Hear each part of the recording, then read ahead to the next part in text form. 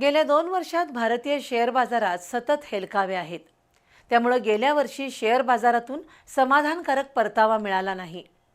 आंतरराष्ट्रीय राजकारण, रिझर्व्ह बँकेचं धोरण, स्थानिक घडामोडी अशा अनेक कारणातून शेअर बाजार तेजी मंदीच्या विळख्यात आहे.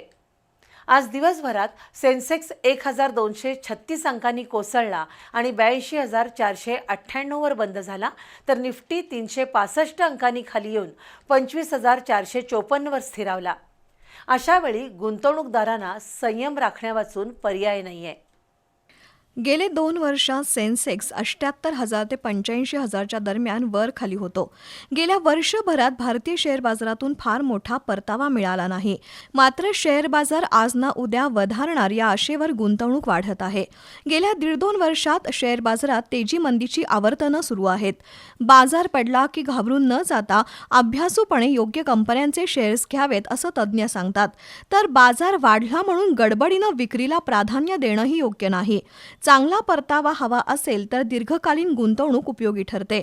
आज भारतीय शेअर बाजाराची सुरुवात तेजीनं झाली, पण दुपारनंतर सेन्सेक्सनं आपटी खाल्ली. दिवसभरात तब्बल 1,236 अंकांनी सेन्सेक्स घसरला आणि 82,498 वर बंद झाला.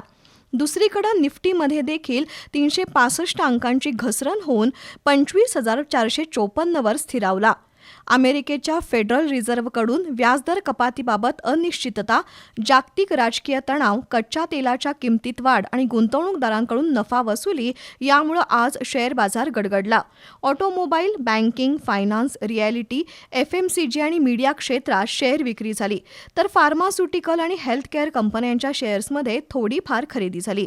एकूणच आजच्या घसरणीमुळे शेअर बाजारातील गुंतवणूकदार हवालदिल झाले असतील यात शंका नाही.